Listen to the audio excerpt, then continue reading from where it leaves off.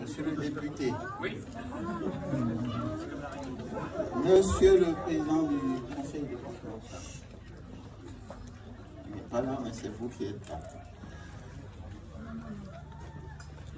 Monsieur, madame. Ah non. Il est là. Il faut les dames. Ah ouais, c'est vrai que ça change, hein, ça change. Madame la vice-présidente du conseil départemental. Monsieur le conseil départemental. Messieurs les élus, monsieur le vice-président de la région, monsieur le président du conseil de l'agglomération Sénat, messieurs les élus, messieurs, madame, puis j'en ai oublié. Alors, vous dire que je suis très heureux aujourd'hui de vous avoir tous ici présents parce que vous êtes nombreux et je suis très content d'avoir les présidents, le préfet et puis le vice-président du conseil départemental et mon cher ami Bernard Leroy pour ça. Monsieur l'architecte, parce que je ne peux pas vous oublier, et puis madame l'inspectrice que je cherche. Allez-y, comme ça fait un peu de femme quand même. Alors, nous voilà enfin réunis pour cet important événement, en tout cas pour Bouville. Après de nombreux mois de retard, en effet, les difficultés d'approvisionnement des matériaux ne nous ont pas permis de respecter le délai prévu. Parce qu'on aurait dû ouvrir, et puis j'oublie je dirais mes yeux, mes oreilles, hein, parce que monsieur Nicolas Rousselin a été dès le début avec nous pour ce qui concerne ce qu'on a fait, qui a fait que Esther Emma est là aujourd'hui, à savoir le concours d'architecte. Il a été avec nous dès le départ. Donc il gère comment dirais-je, un AMO qui nous a fait du bien et il a continué avec nous et il continuera encore avec nous. C'est Cyclope, bien sûr. Le groupe scolaire maternel primaire Les Coteaux Fleuris que nous inaugurons aujourd'hui est le signe de la vitalité de notre commune. Et Bouville est un village dynamique, toujours en mouvement. On ne se repose pas. En tout cas, depuis que j'ai été élu en 2008, on a toujours cogité sur tout ce qu'on doit mettre en place pour permettre à ce village-là d'être en vitalité, d'être dynamique. C'est un énorme projet pour une commune de cette taille. 800 habitants. Mais on sera beaucoup plus puisqu'on est préventif. Au préalable, je souhaite vous faire un rappel historique de l'ancienne école, qui est juste à côté. Le premier bâtiment a été construit en 1856.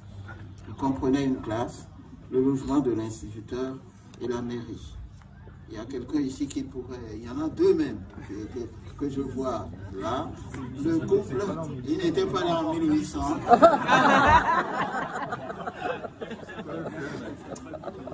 Mais il connaît l'histoire de l'école. En 1956, c'est-à-dire 100 ans après, une deuxième classe a été construite, le CM1 et le CM2, avec un préau et des sanitaires que vous avez connus.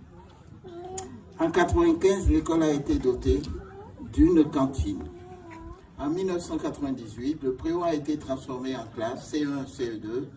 Une salle de psychomotricité a été édifiée dans le prolongement de la classe et la cantine fut transformée pour accueillir la maternelle.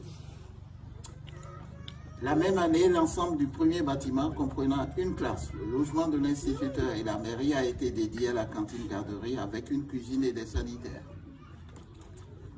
Monsieur et Madame Leray ont vu l'évolution de cette école. Cette école a accueilli plusieurs générations d'enfants. Cependant, depuis de nombreuses années, des dysfonctionnements ont été constatés. Cantine garderie non adaptée, classe maternelle trop exiguë, dortoirs trop petits, bureau de la directrice inapproprié, sanitaire inadapté, sans compter les mauvaises odeurs. Et je remercie d'ailleurs tous les enfants et les familles qui ont accepté durant de nombreuses années cette situation.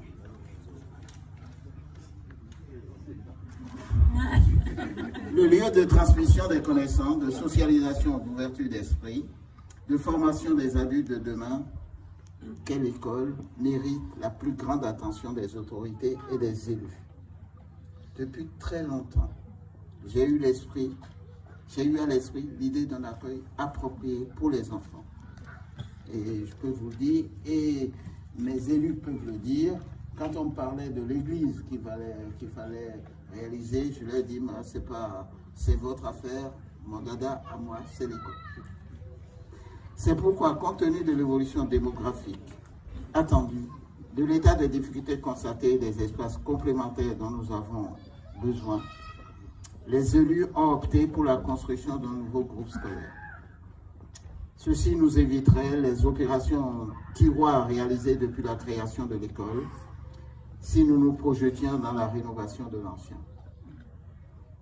Ce projet n'était pas une lubie de ma part, une réalité s'imposait à nous. Le groupe scolaire est le fruit d'une longue réflexion et d'études approfondies depuis les élections municipales de 2014. Je tiens à souligner l'important soutien de l'ex-sous-préfète qui est maintenant sous-préfète des Antilles, qui est maintenant préfète dans les Essonnes, Madame Francoviac Jacobs, lors de sa visite. Avec l'aide de notre assistant, à maître d'ouvrage, Cyclope, géré par M. Nicolas Gosselin, et les services de l'agglomération Seigneur, nous avons réalisé un concours d'architectes dont le lauréat est Esther Ognon et Emma. C'est les deux jeunes-là, avec M. Jacques Esther, qui ont eu l'idée, et je dirais que j'ai compris après, parce qu'on m'a tout expliqué, que ce sont ces deux jeunes-là qui ont eu la conception dès le départ. Je pensais que c'était le père, mais non, c'est le fils. le fils et puis... Oui. La vérité est établie. C'est vous deux qui avez eu cette conception. Le bâtiment de ce groupe scolaire, les bâtiments de ce groupe scolaire ont une surface de 1612 mètres carrés sur un terrain d'environ 2 hectares.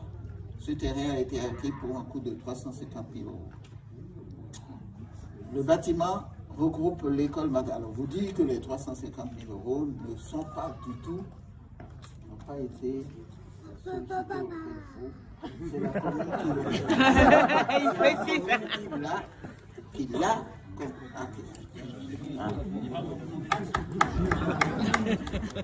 Le bâtiment regroupe l'école maternelle, 3 classes, dont 2 occupées. L'école primaire, la même chose, 3 classes et dont 2 occupées. Les préaux et la restauration scolaire, avec son self-service que je souhaitais absolument, un self-service pour permettre aux enfants de commencer l'autonomie, la gestion aussi de ce qu'ils mangent. Le coût total du projet s'élève à 5 100 000. L'apport de l'État par la dotation de soutien à l'investissement local, 900 000 euros. Apport du conseil départemental, 800 000 euros. L'apport de l'agglomération, 200 000 euros. Reste à la charge de la commune, 3 700 000 euros. C'est le plus gros investissement que notre commune a connu.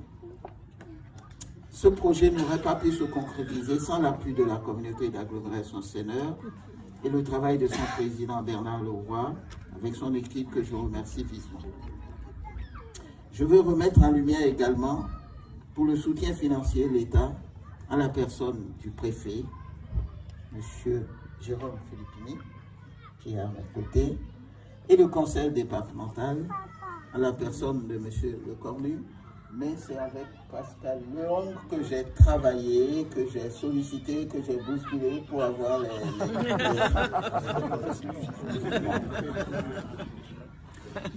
Je tiens à féliciter le groupe d'architectes Esther Oignon et Esther Emma, ce groupe qui a œuvré pour créer ce lieu d'accueil et d'études. Je félicite aussi et je remercie M. Charles Esther pour sa rigueur et son collègue, son associé, pour la rigueur de leur suivi. Et M. Nicolas Rousselin, je ne peux pas l'oublier parce qu'on est satisfait de son travail et c'est pour ça qu'on a toujours souhaité le reconduire dans tout ce qu'on fait. Et je vous en parlerai tout à l'heure. Merci à toutes les entreprises pour leur professionnalisme.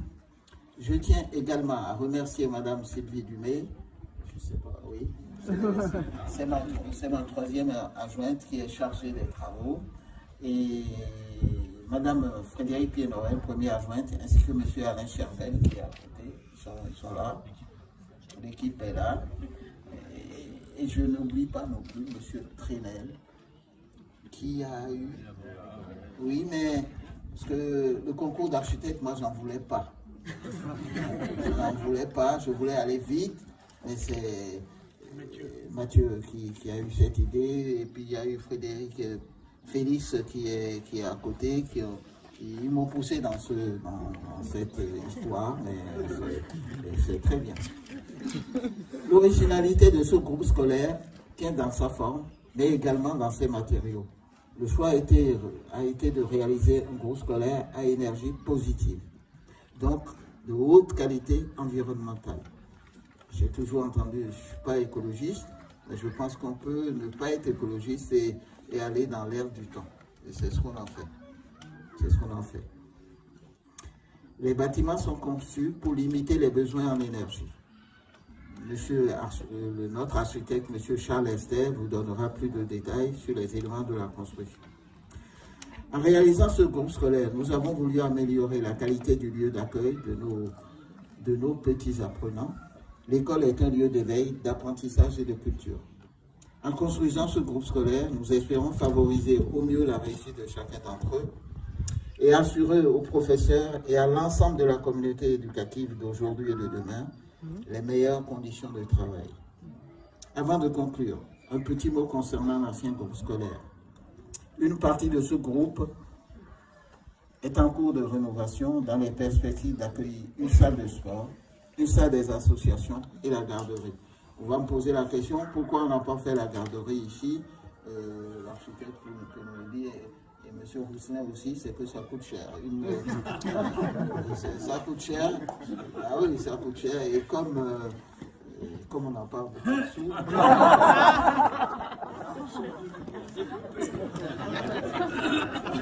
Et la dernière partie, qui est la partie maternelle, est destinée à moyen terme, et quand je dis moyen terme, je dirais même à court terme, à être transformée en centre communal de santé. Parce que ce que je ne vous ai pas dit, monsieur le préfet,